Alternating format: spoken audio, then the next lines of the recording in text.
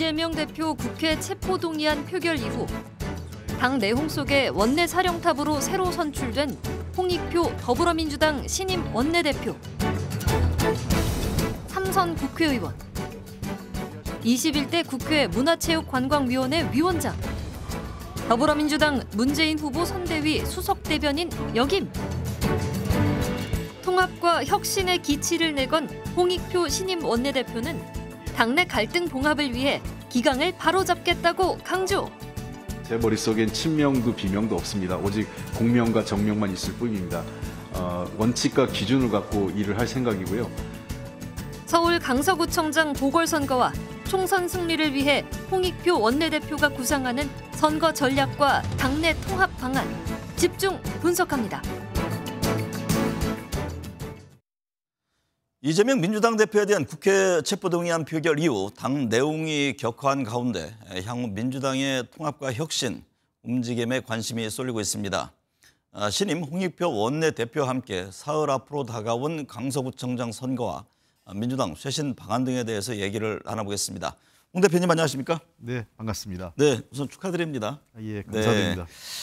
서울 강서구청장 선거부터 여쭤봐야 할 것 같은데요. 사전투표율이 22.64%, 역대 지방선거와 보궐선거 최고치입니다.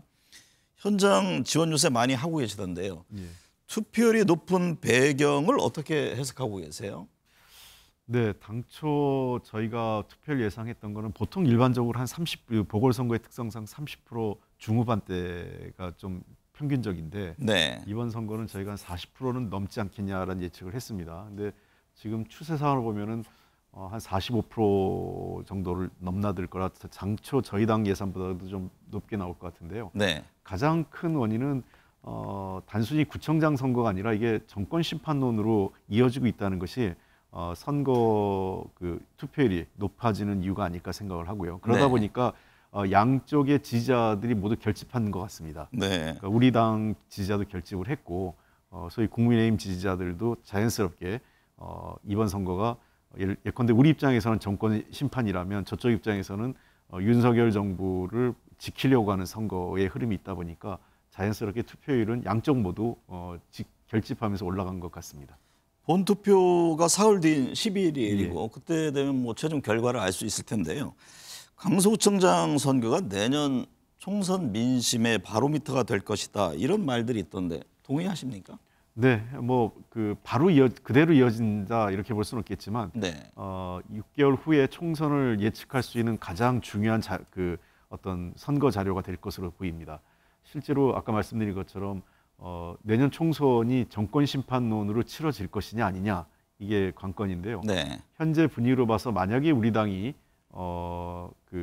선거에서 승리한다면 상당 부분 수도권을 중심으로 해서 윤석열 정부에 대한 정권 심판론이 작동을 했다 이렇게 볼 수 있겠습니다. 네. 반대로 이제 우리로서 나쁜 결과가 나왔을 경우에는 거대 야당 심판론이 작동을 했다 볼 수 있기 때문에 이번 선거 결과가 결과에 따라서는 우리 당 또는 윤석열 정부와 여당 측에 어떠한 형태든 상당한 충격을 줄 수밖에 없지 않나 생각을 합니다. 네. 어려운 시기에 원내대표가 되셨습니다. 홍 대표께서는 친명, 비명 없다, 원칙과 기준으로 통합하겠다라고 강조한 바가 있습니다. 또 기강 얘기도 했고요. 예. 말씀하신 원칙과 기준은 어떤 건지요? 네, 우선은 제가 기강 문제부터 좀 먼저 말씀을 네네. 하고 드려야 될 것 같은데요. 저는 최근에 이제 우리 당이 혼란스러운 게 물론 당이라는 것은 굉장히 자유롭고 민주주의적 정당이기 때문에 자유로운 의견과 다양성이 보장받아야 되는 건 맞지만 당이라는 건 좀 결사체이기 때문에 어떤 결정을 하고 그다음에 결정이 지어지면 그 결정을 좀 어느 정도는 일사분란하게 가는 그런 흐름도 필요한데 최근 들어와서 당이 거의 그 전에 심리적 분당이다 이런 상태에 빠졌다 이런 얘기도 있었고 네.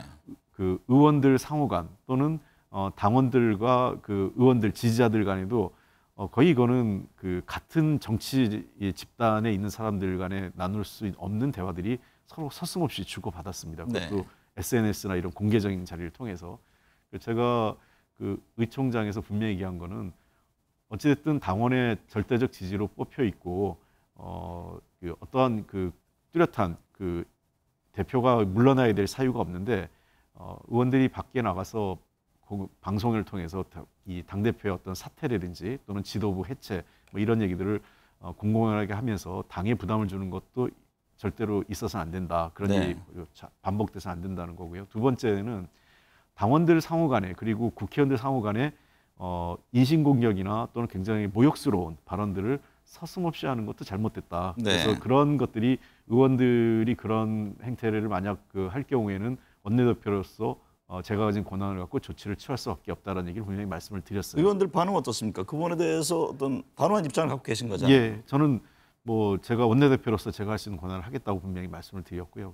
물론 제가 뭐 그걸 뭐 압박하듯이 뭐 그렇게 말씀드린 건 아니고 네. 의원님들에게 협조를 요구 드린 겁니다. 그래서 그 부분에 대해서는 상당 부분 우리 당의 의원들께서 조금 더 피로감도 있고 이렇게 가서는 안 되겠다라는 어떤 공감대가 있기 때문에 제가 드린 말씀에 대해서 그렇게 부정적 입장을 갖고 있지는 않았습니다. 다만 네. 그 칼날이 얼마나 공정하냐가 중요하겠죠. 네.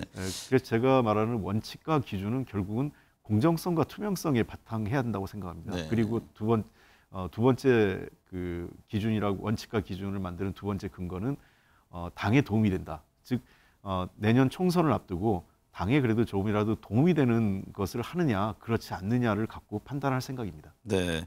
그 기준은 나중에 공천에서도 적용될 수 있다고 보시는 건가요? 예, 동일합니다. 네. 당연히 물론 우리 당은 지금 시스템에 의해서 공천을 하지만 네. 당에 도움이 안 되는 사람한테 공천을 줄 수 없겠죠. 그리고 이 공천 과정은 투명하고 공정해야 되는 것이죠. 네. 그런데 그 여전히 체포동의안 표결 과정에서 찬성표를 던진 사람들에 대해서 당내 의원들 중에서도 이거 외상값은 받아야 한다 이렇게 강경한 입장을 내고 있잖아요. 이 대표 체포동의안에 찬성표를 던진 의원들에 대한 처분과 관련해서는 어떤 입장이세요? 일단은 이 문제는 우리가 강서구청 선거를 지나고 나서 좀 더 차분하게 판단해야 할 문제라고 생각을 네. 합니다. 그래서 제가 아까 의총장에서 말씀드렸던 서로 간에 상처가 되는 얘기 안 했으면 좋겠다라는 얘기를 분명히 얘기를 했고요. 또 일부 의원들이 여전히 나가서 뭐 아직도 뭐 당대표가 물러나야 된다. 뭐 사법 리스크가 여전히 남아있고 나는 유죄로 본다. 뭐 이런 식의 얘기를 반복적으로 하는 것은 일단은 모두 중단해 뒀으면 좋겠다라고 제가 분명히 말씀을 드렸습니다. 네.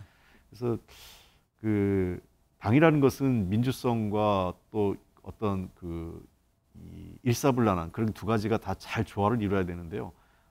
찬성표를 던졌다고 해서 무조건 이거를 그 법적 심판으로 가야 되느냐?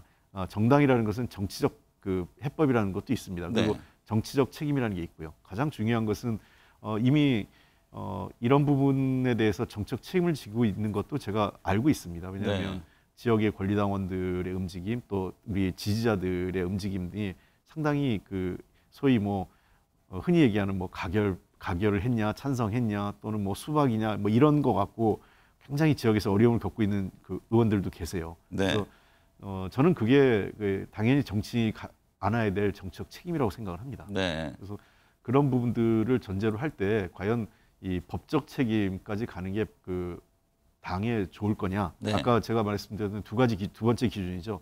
내년 총선 승리에 어떤 게 도움이 될 거냐를 놓고 네. 판단하겠습니다.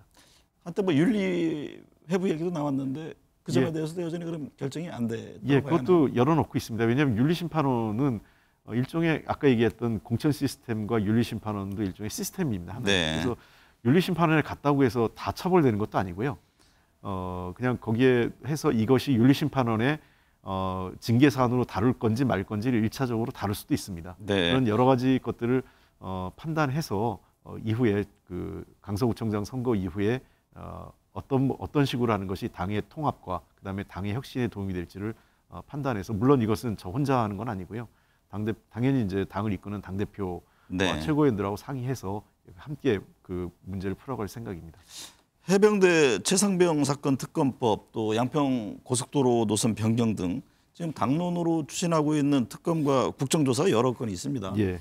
향후 이에 대해서는 어떤 추진 방식을 갖고 계세요? 일단 해병대 최상병 사건은 이번에 그 특검 그 패스트트랙 지정이 이루어졌습니다. 네. 지난 10월 6일 국회에서요. 그래서 이런 문제는 저희들이 이미 그 절차에 따라 국회법 절차에 따라 진행되고 있기 때문에 그대로 할 예정인데요. 다만 이러한 것들을 할 때 가장 중요한 것은 우리가 숫자의 우위로만 하는 게 아니라 국민적 공감대, 그다음에 여론의 동향이 매우 중요합니다. 네. 그래서 국정감사를 정말 잘하라고 제가 의원들께 신신당부를 하고 있습니다. 네. 국정감사에서 이건 일종의 야당의 시간이죠. 그리고 이 윤석열 정부 들어와서 첫 번째 국정감사나 그라고 할 수 있습니다. 네. 올해가요. 그렇기 때문에 국정감사에서 이러한 사안들, 양평고속도로 문제, 최상병 관련된 문제, 그다음에 충청북도에서 있었던 수해 피해 문제, 네. 아주 여러 가지 사안들이 있기 때문에 이러한 사안들을 우리 의원들께서 책임 있게 그리고 근거를 갖고 따져나간다면 저는 자연스럽게 국민적 공감이나 여론이 우리가 추구하고자 하는 특검이나 국정조사에 대한 지지가 높아질 것으로 보고 있습니다. 대표께서는 한동훈 법무부 장관 탄핵소추안 발의에 대해서 10월 국정감사 이후 판단하겠다 이렇게 말을 했는데요. 국감이후로 늦추는 배경은 어떤 겁니까? 제가 지금 여러 차례 한동훈 장관에 대한 파면을 요구했습니다. 네. 저는 제가 다수 의석을 가진 제1야당 아니겠습니까? 일개 법무부 장관과 또는 법무부 장관과 논쟁을 하거나 법무부 장관 한 명의 거취에 대해서 얘기하는 게 아닙니다. 지금 제가 말씀드린 것은 대통령의 국정기조를 바꾸라는 거고요. 네. 대통령의 국정기조의 가장 큰 문제가 검찰을 활용한 검찰 정치, 그다음에 수사와 이런 이 권력을 이용한 정치 실종, 이게 더 큰 문제이기 때문에 네. 이러한 상황을 초래한 책임자는 누가 뭐래도 한동훈 법무장관이라는 것을 피할 수가 없습니다. 네. 아무도 이번에 예를 들면 이재명 당대표의 영장 기각 관련돼서 검찰총장의 책임을 얘기하는 사람이 없습니다. 여야를 가리지 않고. 결국은 이 사건을 이러한 상황을 주도했고 끌고 왔던 사람은 한동훈 법무부 장관이기 때문에 대통령이 국정기조를 바꾸고 뭔가 여야 간에 또는 국회와 대통령 정부 간에 대화의 물꼬를 트고자 한다면 전 선제적인 조치가 있어야겠죠. 그래서 네. 저는 지금 제가 한 시간을 놓고 얘기하는 거는 대통령의 입장을 묻는 겁니다. 한동훈 네. 장관에게 묻는 게 아니라 네. 대통령이 답해달라는 겁니다. 네. 근데 한동훈 장관 본인이 내가 어떻고 자꾸 언론에 얘기하는데 그거는 정말 국회에 대한 오만한 태도고요. 또 심지어 자신의 인사권자인 대통령한테도 대통령도 좀 우습게 보는 거 아니냐 이런 생각이 있어요. 네. 그러면은 대통령의 국정기조 변화에 따라서 한동훈 장관의 탄핵 여부도 영향을 받겠네요. 실질적으로 10월에는 본회의 일정이 없습니다. 네. 10월 31일 날 시정연설이 예정된 거 외에는 국회 본회의 일정이 없기 때문에 국감이 계속되지 않습니까? 네. 국감이 계속되는 속에서 다른 이슈로 어떤 국감에 아까 제가 얘기했던 중요한 이슈들이 많은데 괜히 한동훈 장관 거취 문제로 혼란스럽게 국감의 이슈가 흔들리는 걸 저는 원치 않습니다. 네. 그리고 두 번째는 본회의 일정이 없기 때문에 실질적으로 탄핵을 하고자 해도 할 수가 없습니다. 네. 그래서 10월 중하순쯤에 대통령의 국정운영 기조의 변화 여부를 보면서 판단해도 늦지 않는다 이렇게 생각을 합니다. 내년 총선 관련해 여쭙겠습니다. 지금 공천 혁신 또 중진들의 험지 출마론 등 여러 얘기가 나옵니다. 내년 총선 승리를 위해서 어떤 전략이 중요하다고 보시는지요? 내년 총선에서는 두 가지인데요. 하나는 제일 중요한 것은 우리 당이 지난 문재인 정부 과정에서 보여줬던 어떤 역량의 한계, 정책적 한계를 뛰어넘어서 다음의 정부를 책임질 수 있는 대한정당, 비전이 있는 정당이냐를 보여준 게 제일 중요합니다. 그런 측면에서 우리 정당이 좀 더 노력하고 준비를 잘해서 수권 정당으로서의 대한정당 이미지를 확실히 보여주는 게 첫 번째고요. 네. 그다음에 두 번째 보여줘야 될 것은 혁신이라고 생각을 합니다.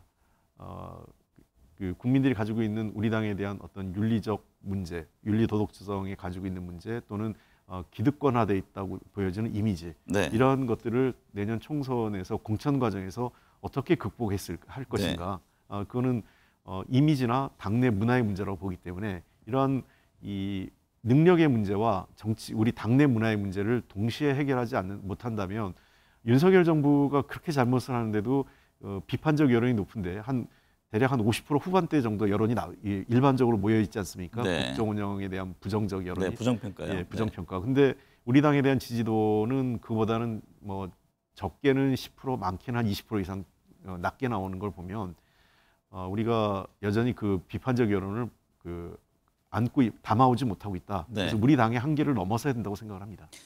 총선을 앞두고 비명계 분당론 등의 얘기도 나왔는데요. 여야 향후 어떤 구도로 전개해야 될지가 관심입니다. 여든 야든 분열, 또 신당, 정치권 합종 연행에 대해서는 어떻게 보세요? 저는 제 기조는 확실합니다. 분열하는 쪽은 지고 네. 단합하는 쪽은 승리할 거다 이렇게 생각을 합니다. 꼭 분당이 되지 않는다 하더라도 지난 2016년에 많은 쪽에서 우리가 불리하다고 그랬지 않습니까? 네. 국민의당이 있으면서요. 그런데 그 당시에 소위 여권발 도장 들고 나르샤라고 그랬지 네, 않습니까? 네. 공천 파동이 갈등이 굉장히 그렇습니다. 첨예했죠. 친박 간별 등등 하면서 그런 기조에서 우리 당이 한석을 이겼습니다. 네. 전체 선거에서 123대 121로 우리가 한석을 이겼는데요.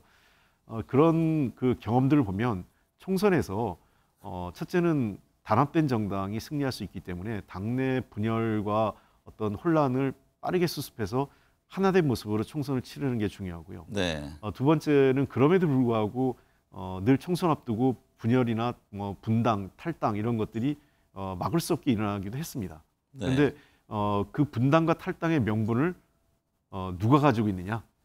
예를 들면 분당이나 탈당하는 사람들이 그럴 수밖에 없다. 오죽했으면 탈당했겠냐, 분당했겠냐 이런 여론이 생기면 그 당은 어렵죠. 네. 근데 저렇게까지 했는데 분당하고 탈당했단 말이야.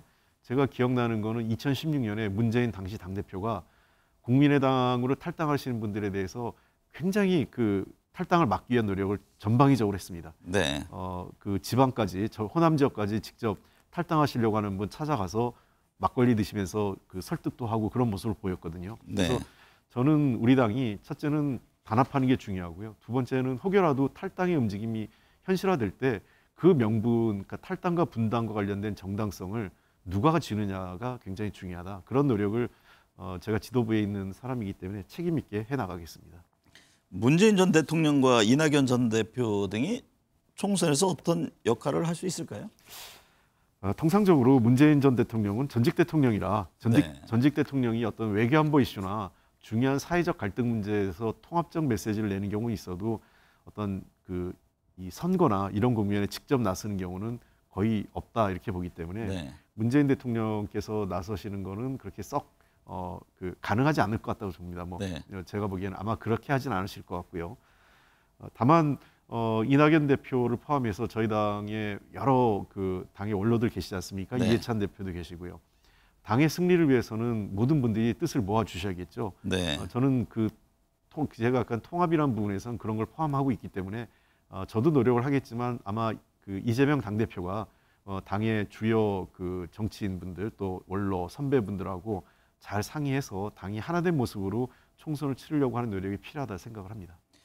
선거제 개편에 큰 진전을 보지 못하고 있습니다. 과연 내년 총선에 적용할 수 있을지 회의적인 시각도 있는데요. 민주당은 선거제 개편에 대해서는 어떤 입장인지요?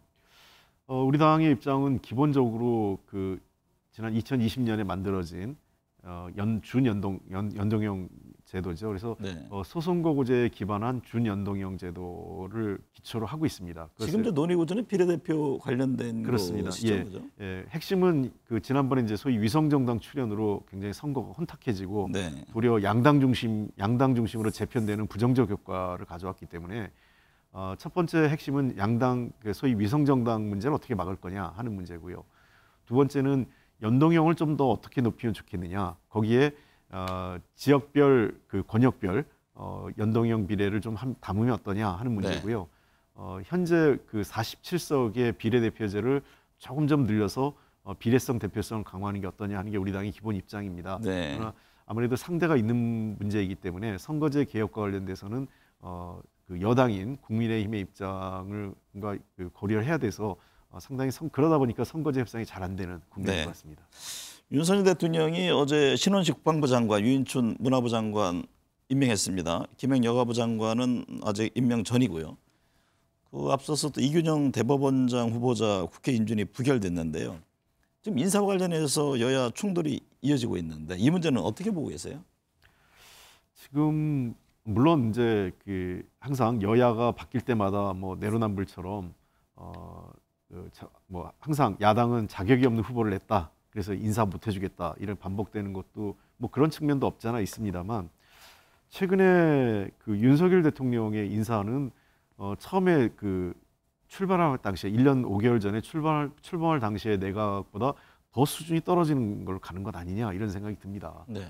지금 특히 신원식 국방부 장관 같은 경우는 매우 부적절한 발언들을 거침없이 그 장애 집회장에서 입에 담을 수 없는 말씀들을 하셨고, 그다음에 실제로 역량이 검증됐다고 하지만 제가 보기에는 그 군내에서 저희들이 보는 평가는 좀 다릅니다. 저 군사 전문가들이 보는 네. 평가는. 그래서 저는 이 대한민국 그 국방부를 이끌어갈 그 수장으로서는 자격이 부족한 거 아니냐. 그리고 역대 국방부 장관이 정당 출신 인사가 한 적이 거의 없습니다.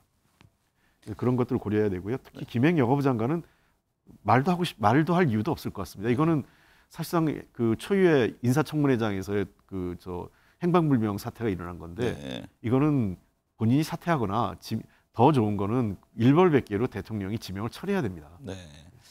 그 인사청문회 무용론 얘기도 나오잖아요.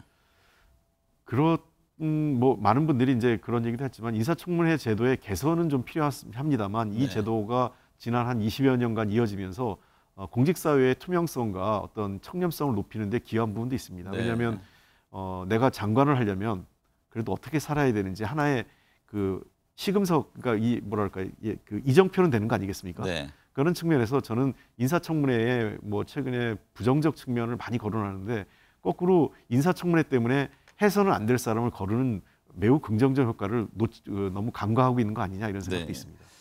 내일 모레 10일부터 국정감사 시작되잖아요. 국정감사 임하는 자세라고 할까요? 뭐 한마디로 말씀하신다면 어떤 점에 주력할 계획인지? 제가 그 백드롭을 걸어놓은 게 원내대표실이에요. 국민이 기준이고 민생이 원칙이라고 그랬습니다. 네. 그러니까 이 민생 윤석열 정부 들어와서 1년 5개월 만에 있는 첫 번째 사실상의 첫 번째 국정감사이기 때문에 네.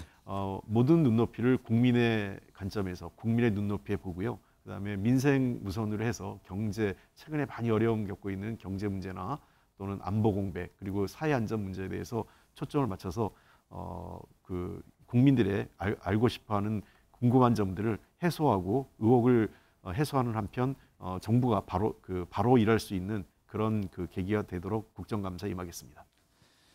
우크라이나 전쟁이 밤새 날아온 이스라엘과 하마스와의 전쟁으로 세계 정세가 또다시 요동치고 있습니다.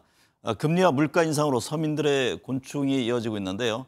여야 협치를 통해 민생을 살피는 국회 본연의 모습 언제쯤 볼 수 있을까요? 오늘 함께해 주셔서 감사합니다. 네, 고맙습니다.